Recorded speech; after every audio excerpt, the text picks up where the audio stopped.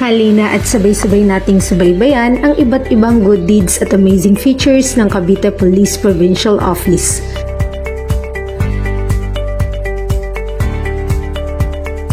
Nito lamang ika-28 ng Disyembre, ang mga tauhan ng Tanza Municipal Police Station ay nagsagawa ng lecture patungkol sa karapatan ng mga bata kasabay ng feeding program para sa mga batang residente ng Barangay Puntawan, Tanza, Cavite.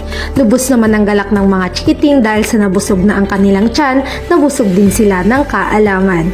Samantala, ang personahe naman ng Tagaytay Component City Police Station ay nagbigay ng tulong sa isang residente na nasiraan ng makina sa kanyang sasakyan sa kahabaan ng kanyang biyahe sa Aguinaldo Highway, Barangay Silang Crossing East, Tagaytay City, nito lamang ika-30 ng Disyembre taong kasalukuyan. Maliban pa dyan, nito lamang ika-1 ng Enero, muli na namang nagbigay ng tulong ang mga kapulisan ng Tagaytay Component City Police Station sa isang motoristang naplatan ng sasakyan habang binabaybay ang daan ng SVD Road, Barangay San Jose, Tagaytay City.